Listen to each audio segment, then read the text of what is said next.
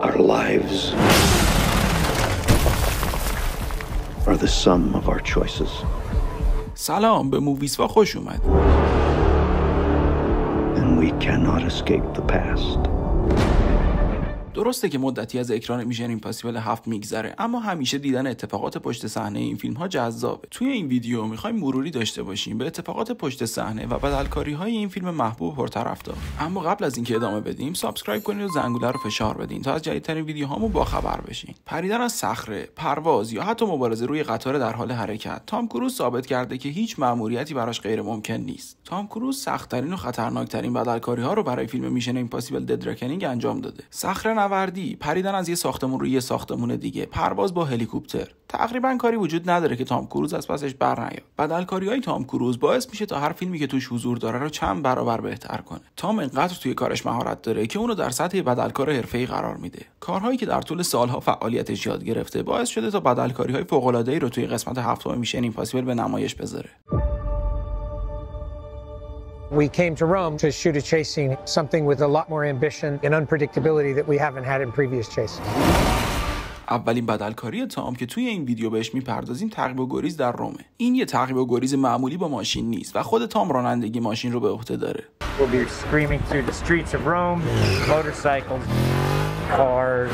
برای طبیعی تر شدن این تعقیب و گریز، ترافیک و سنگ‌پرش‌های معروف شهر روم هم در این فیلم به تصویر کشیده شده که تاثیر زیادی توی سخت‌تر شدن این بدلکاری دارن. از اونجایی که تام کروز راننده خوبیه و همه اینو میدونن، برای هیجان انگیزتر شدن این بدلکاری یکی از دستای تام رو با دستبند به دست همبازیش بستن و مجبورش کردن که با یک دست دریفت بکشه. تمرینات تام کروز برای اجرای بدلکاری‌های قسمت‌های قبلی میشن ایمپاسیبل اینجا خیلی به دردش خورد. تام برای فیلم‌های روگ نیشن و فال‌آوت یاد گرفته بود که با سرعت و دقت زیادی دریفت بکشه. چون صحنه‌های رانندگی توی این فیلم‌ها مستلزم این بود که تام بتونه در مکانی تنگ و باریک و در نزدیکی کادر پشت صحنه دریفت بکشه بدون اینکه به کسی آسیبی برسه. یکی از ماشینایی که در صحنه تعقیب و گریز دد رکنینگ استفاده شده یه فیات کوچولوئه. البته این فیات یه فیات معمولی نیست. این فیات تقویت شده و میتونه بیشتر از 500 اسب بخار توان تولید کنه. طبق گفته مسئول بدلکاری این فیلم، کنترل این ماشین به شدت سخت بوده.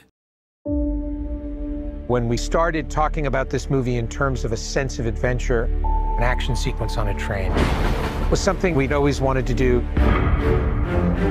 بدلکاری بعدی مبارزه روی قطار در حال حرکته. توی این صحنه تام روی سقف یک قطار در حال حرکت مبارزه میکنه که در نهایت این قطار از مسیر خارج میشه و از یک پرتگاه به پایین میفته. واگن‌های مخصوصی برای فیلمبرداری این صحنه ساخته شدن. فیلمبرداری این بخش روی قطاری در حال حرکت با سرعت 100 کیلومتر بر ساعت انجام شده. اینطور که از تصاویر معلومه تام کروز در تمام طول این سکانس خیلی ریلکس و آروم بوده. بخش دوم فیلمبرداری لحظه سقوط قطاره. برای این کار از یک قطار واقعی 70 تنی استفاده شده. ریل و پل مخصوصی برای این کار ساخته شد که در انتهای اون قطار داخل معدن دالتون واقع در کشور انگلستان میفته. برای کاهش اثر برخورد قطار با زمین در معدن چاله حفر شد و اونو با آب پر کردن. برای این سکانس اول بخش سقوط موتور قطار توی دره رو فیلم برداری کردن و در مرحله بعد فیلم برداری بخش واگن‌هایی که از دره آویزونن و تام باید برای نجات جونش خودش رو نگه داره تا پایین نیفته انجام شد. برای این کار ابتدا واگن رو به لبه پرتگاه متصل کردن و بعد اونو درون معدن رها کردن. آویزون شدن از یه واگن قطار برای تام کروز که بلندترین برج دنیا رو بالا رفته، از یه طناب که از یه هلیکوپتر در حال حرکت آویزون بوده بالا رفته چیزی نیست و حتما به راحتی این کارو انجام داده. طبق گفته مسئول بدلکاری این فیلم، در این صحنات از CGI استفاده نشده و اگه در فیلم می‌بینیم که تام کاری رو انجام میده، حتما در واقعیت این اتفاق افتاده. 3 2 1 action.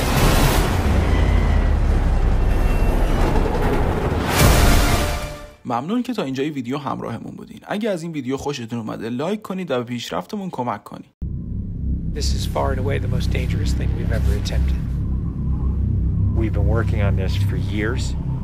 آخرین و جالبترین بدلکاری تام کروز پرش آزاد با موتور از یه صخره است. این خطرناکترین بدلکاری تاریخ سینماست و ایده این کار رو خود تام کروز داده. مرحله اول این بدلکاری رو سقوط آزاد و اسپید فلاینگ تشکیل میده. تام یه چترباز حرفه‌ایه و اولین بازیگریه که سقوط آزاد از ارتفاع 25000 پایی رو تجربه کرده. اما همه اینها باعث نشد که اون برای دد رکنینگ تمرین نکنه. نه تنها تام برای انجام این بدلکاری کلی تمرین کرده، بلکه این تمرینات خیلی متفاوت‌تر از قبل هم بودن. تام بیش از 500 پرش انجام داد و 1 سال طول کشید تا به آمادگی لازم برسه. همچنین برای این فیلم تام باید اسپید فلاینگ یاد می‌گرفت. اسپید فلاینگ یعنی چتربازی با سرعت زیاد و ارتفاع کم در فاصله چند متری از زمین. مرحله دوم این بدلکاری موتور کراسه. تام علاقه زیادی به موتور داره، اما این اولین باری بود که موتور کراس رو تجربه می‌کرد. مسیری با تپه‌های 20 تا 25 متری ساخته شد تا تام با تمرین در اون بتونه به مهارت لازم در موتور کراس برای اجرای این بدلکاری برسه. اون حتی پرش از روی رمپ رو هم برای اجرای این بدلکاری تمرین کرد. برای هر پرش، شیب رمپ، سرعت موتور و حتی جهت باد مورد بررسی قرار می‌گرفت تا محل فرود تام مشخص بشه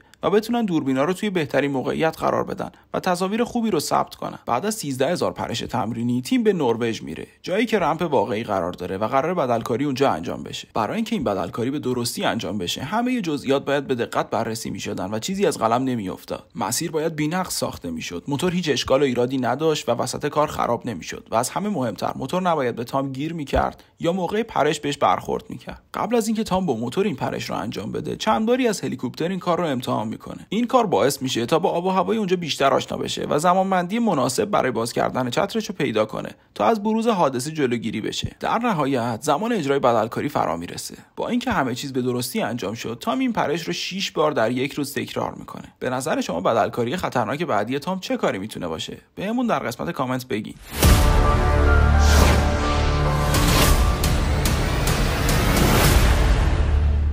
ممنون که این ویدیو رو تماشا کردین. اگر ازش خوشتون اومده لایک کنید و با دوستانتون به اشتراک بذارین. نظراتتون رو در قسمت کامنت با همون به اشتراک بذارین و به بهتر شدنمون کمک کنین. در انتها اگر تا الان سابسکرایب نکردین این کارو بکنین و زنگوله رو فشار بدین تا اولین نفری باشین که از ویدیوهای جدیدمون با خبر میشین. تا یه ویدیوی دیگه، خدا نگهدار.